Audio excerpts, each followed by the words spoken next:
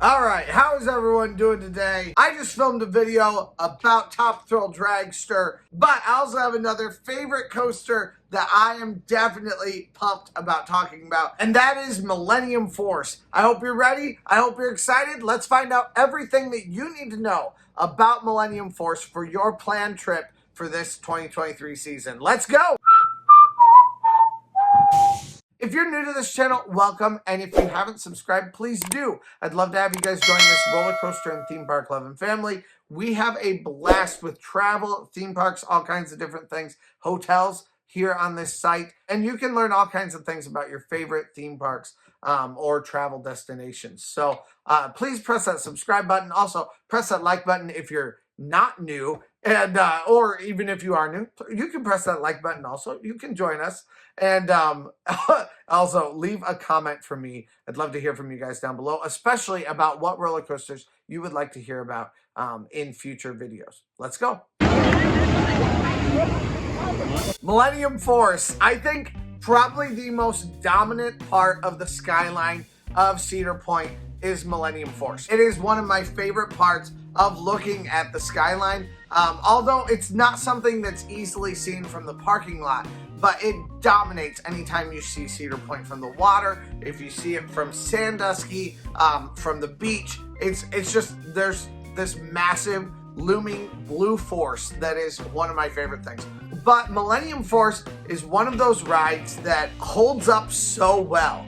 The whole idea that it was built in 2000, it is kind of a traditional, more traditional anyway, looking and feeling steel coaster. I obviously, in my opinion anyway, I think it's better than Magnum in the way of that it's much smoother. But it kind of has a similar type of feel and layout that Magnum has. And it definitely has a really cool feeling about it. Anyway, though, let's get into the stats about Millennium Force. So, Millennium Force is a 310-foot roller coaster. It is 93 miles per hour and it lasts 2 minutes long. So, very similar to Gatekeeper. It is a pretty quick ride, but definitely a fun blast of a ride. I've already said Millennium Force is a blue beast, but one thing that I really love about the way that Millennium Force looks is the way that it just rides the coast. When you drive around Cedar Point, it is just gorgeous. I got the pleasure, the absolute pleasure of being able to hang out there and actually walk along the grounds of Millennium Force when I was there for Winter Chill Out, and it was one of my favorite things I think I've ever gotten to do. The track is much bigger than I ever thought it was. It was crazy, but definitely so much fun. And just to be that close to it and seeing what Millennium Force is actually like, that was incredible. It was so great. I actually got to walk through the little tunnels that they have. It's that was a highlight of the experience for me. But absolutely, it's a great thing to ride. The look of Millennium Force also is greatly impacted by its angles. That's something that I just think you hadn't seen a lot of at the time when Millennium Force was made. There's something about it that looks like Millennium Force is going fast. The track itself has an essence of speed about it in the way that it looks, and I love that. Just the way that you have that incredibly steep first hill, and then the very second hill is very swoopy, like a whole side. It almost looks like the whole thing is going forward, and the back part just is kind of flying to the end of it. Definitely something that I enjoy, and just to look at that coaster is so much fun. Not to mention, it is the very first coaster to hit 300 feet, which makes it the very first coaster that is called a Giga Coaster, which is really just an arbitrary term that someone made up somewhere along the way to explain that you have a coaster that is 300 feet tall. When it was made at 310 feet tall, it was the tallest roller coaster in the world, and it is still very close to that designation. But it also started out as being the longest drop and the fastest speed in the world for a coaster at the time when it was built. So it wasn't only the tallest coaster, it also had a couple other records that it broke along the way. It's also been ranked as one of the best coasters consistently for a very, very long time. Now, I believe now like Fury 325 has kind of knocked it off its perch. But definitely it's been ranked very, very highly for a very long time. Coming into Millennium Force, again, you just have a big, solid piece of pavement, but at least this queue does have quite a bit of shade in it. There are several different tents. Now, I'm old enough to remember the days when they used to have some DJs playing in there. They had these boxes, and you can still see the cement casing where they used to have the DJs in there. I wish they still did. It was a lot of fun to have DJs there, but now they have TVs that you can watch while you're there. They do have a couple on very hot days. They do have a couple of different fans with some misters in them. So that's always very nice. It's a nice queue. It's nothing that's spectacular, of course. It is cool how the track wraps around you. So you can see Millennium Force come around the side, go up its final like hill, I guess, kind of, and then come back down before it hits the brake run. And then you're able to see everybody getting all hype about it as soon as it's done. So that's always really fun to watch. It is moving at a breakneck speed. It's a sight to behold. It moves so quickly. It is definitely something that is surprising. And that actually brings me to my next section in the queue, which is where you walk up the ramp. Walking up the ramp is really, really cool because you're able to see the trains just whiz past you so fast every single time, especially once you get up closer to the track itself. There's this little airtime bunny hill that is a blast to watch as it goes by, as you get close to the station, and you'll hear the train coming because everything kind of starts to shake, and you'll see it just whiz right past you. And it is so fast. It's incredible to watch. It is definitely something that I find incredibly enjoyable because as you move up into that station, it is just so much fun to get that hype in you as you start feeling the vibrations from the ride more and more and more as you move closer to it. It's just incredible. So definitely something that I love about Millennium Force. However, I will say one of the biggest drawbacks of Millennium Force is its Fastlane queue. So Fastlane, for the uninitiated, is a extra ticket that you can buy that gives you priority access into the lines for your favorite roller coasters. That queue for Fastlane for Millennium Force, which for Millennium Force is one of the biggest rides at Cedar Point. It is one of the top 4 that you have to have a Fastlane Plus for in order to ride.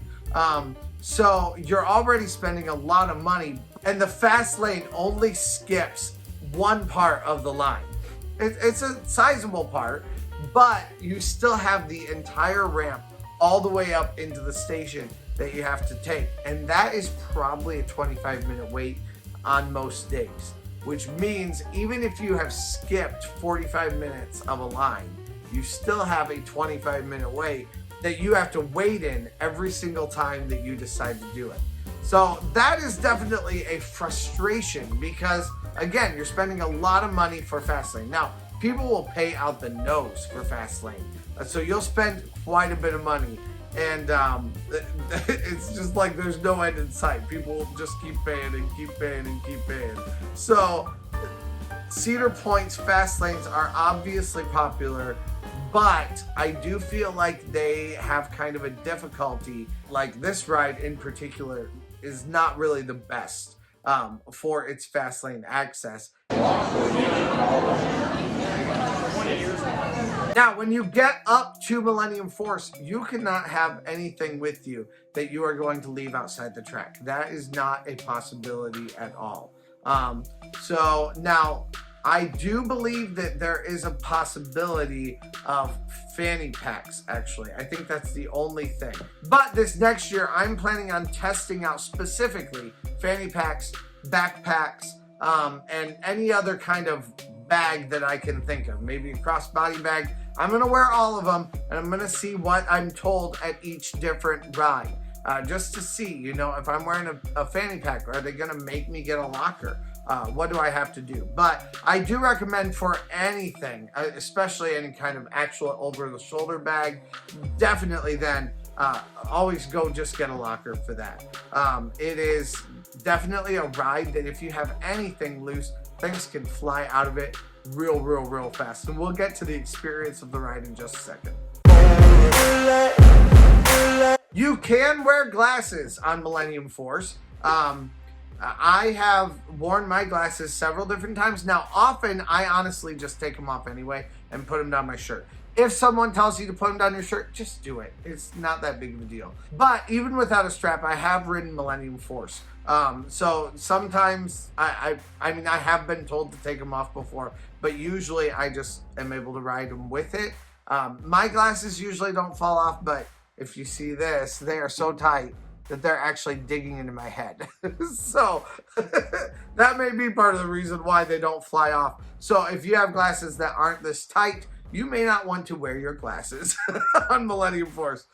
There is a decent amount of airtime and things can fly off.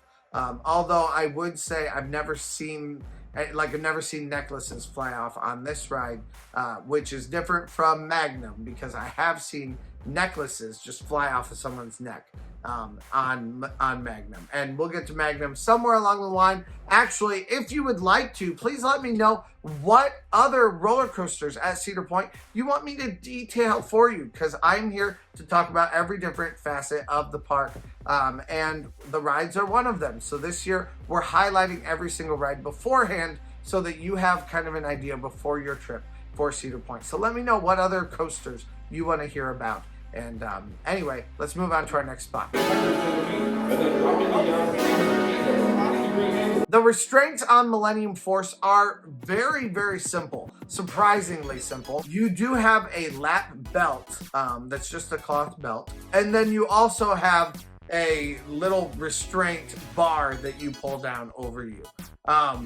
Each one is individual. It's not quite as small as some of the other coasters. You don't have to like squeeze yourself in or anything like that. But they can be a little bit tight as far as actually fully getting down far enough for it to be considered that you are at a safe spot. So there are some seats, big boy seats, I guess, up at the front. You can test those out if you have any concerns about it. I've never had any massive issue with it. I am a decently bigger guy. I'm not huge, but I'm decently bigger. So if there is something where I can fit in, probably a lot of people can, but you know, people wear weight very different ways, and it's probably just worthwhile to go check out that seat up there, just to make sure. There are no height restrictions on how tall you can be. As long as you can fit in the seat, that's not a problem. It can get a little bit tight, so fair warning there. It is worthwhile to go check out that seat before you wait 2 hours or an hour in line for Millennium Force. Now, my favorite part is the experience for Millennium Force. I'm super pumped about talking about this because this ride came out when I was 13 years old. I have ridden this ride at youth group events throughout my life. So I loved this ride. Of course, it was like a rite of passage being a kid from Indiana. You were not a full-fledged teen until you'd ridden Millennium Force. So I rode Millennium Force multiple times, and it was definitely a very fun ride. Now, it helped that this ride didn't go upside down, and that is one thing to know about the experience of this ride. If you're worried about going upside down, or your kids are worried about going upside down, they do not go upside down on this. A lot of people, that's kind of their sticking point. They don't want to go upside down. This is one that you don't have to go upside down, but you can push yourself on height. And speaking of height, that very first hill is a doozy. And here's the reason why. It is so much fun because it really is kind of like a large top hat. So you start going down, but it's a very slow grade for a while. And then you just kind of continue and continue and continue, and then you just get going so fast. By the time I get to the bottom of the hill, I always try to put my hands up when I go on Millennium Force, and I raise them to the sky as hard as I possibly can. And by the time I get to the bottom, my hands are doing this all the way down because it's so much pressure on your body. Like, gravity really takes its full effect, and you are just like fighting to get those hands up, to get them back up again. I love that part. I love the way it gets so hard to be able to do that because you just got this pressure on you. And then you go up the next hill, and that hill is at a severe incline, I guess, but almost to the point where you're upside down. So you're like this going on that next hill. So instead of going up and getting this like massive airtime where it makes you feel like you're flying out, instead you've got this race car almost mentality where you're kind of being pushed back into your seat. So I love that also. Now, a lot of people call Millennium Force Millennium Forceless, and these people I call losers. I don't really, I'm sorry. Enthusiasts, don't get mad at me. So anyway, it is a very fun ride to me, but I like it when you just glide over. So you don't get that massive amount of airtime. You don't get that rush where you feel like you are going to literally fly out of the ride, which I like. I don't want to have that feeling. But you do get this feeling of almost like if I stood up right now, I would still be safe. Like, you're at the top of a hill, and it's almost like if I stood up, I would still stay in it, but it would just be like I'm floating. And I like that floater airtime. That is something that I really find fun for me. So definitely something that I enjoy. And then you also get a lot of close to the ground thrills. In my opinion, that's what they're called. That's what I like to call them, which is getting to the bottom, and you just have a lot of these banked turns that go through tunnels, and it's so much fun. To me, those are some of my favorite parts, is just these low to the ground thrills, kind of weaving in and out, going to your next airtime hill, and then weaving a little bit more. Definitely so much fun for me. I always liken this one to being Superman. By the time that I get done with that very first hill, I feel like I have just, like, I'm going at warp speed. And by the time I get to the very end and the last little bunny hill before we round for the end, going over that bunny hill, I mean, it's a large hill, but it feels like it takes a fraction of a second. And it's because you're just moving so fast. So that little part, I'm always just like, man, I'm Clark Kent, and I'm moving at warp speed. I'm just making my way to go solve a crime or go, get a bad guy or something. I don't know. Kill Lex Luthor, whatever it is. I had so much fun on this ride, and this is an enduring classic. To me, the idea that this ride is 20 years old, and older than 20 years old now, and it is still as fantastic as it is, and it still makes me as excited as I just was talking about it. How is that possible? It was such a ride that is so far ahead of its time. It is an incredible coaster, and definitely I think it's still a rite of passage, and people need to be riding it. It's been a 42-minute wait, and I am next out of the gate. Let's go. Now, I think it's very important also to acknowledge the genius of the music for the station of Millennium Force. It is a fantastic soundtrack for this ride, and hearing it always brings back just immediate happy memories.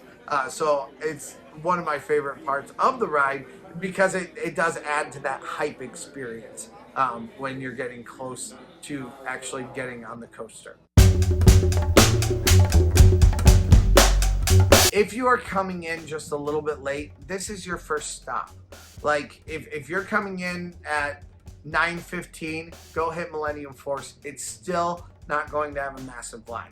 It doesn't get huge lines anymore in the mornings because it's overshadowed by other rides like Maverick and Steel Vengeance. It's even overshadowed by Valraven, which I don't necessarily think is deserved. But people are going to Valraven because it's the first thing that they see. If they don't want to go straight to Valraven, then they want to run straight back to Maverick or Steel Vengeance, which great on them if that's really what they want to do. But when you have so many people going to one of those coasters get massive lines. And instead, you can hit Millennium Force with a very, very short line. Now, if you are one of the very first people in the park, go hit Steel Vengeance. Go hit Maverick. And then come back to Millennium Force.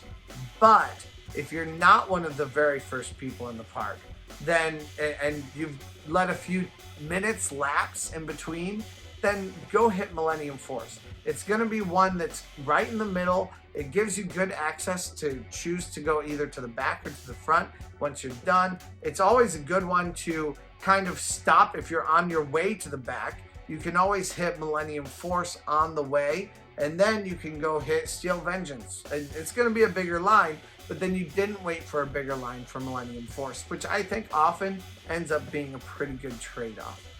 So definitely, I think that's a good strategy to use. We'll try and perfect as many strategies as we possibly can this next year, and we may try a couple of other things too this coming year just for kicks and giggles. But anyway, we'll see what happens.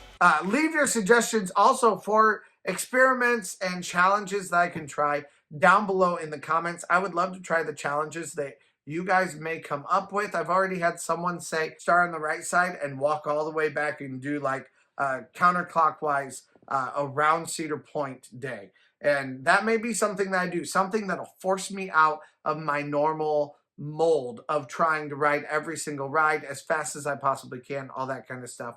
I'll still probably do that this next year, but I also want to do some other things that'll force me to ride rides at different times. So let me know if you have ideas down in the comments for things like that. Thank you guys so much for watching today. I hope you've enjoyed this video, and if you have, please press that like button. Also, please press that subscribe button if you haven't. I'd love to have you guys join, like I said earlier, this roller coaster and theme park loving family and travel loving family. Also, we have all kinds of stuff in store for us this summer, and I hope you guys will stick around. Thank you again for watching, and let's go! Back of the car. Let's go.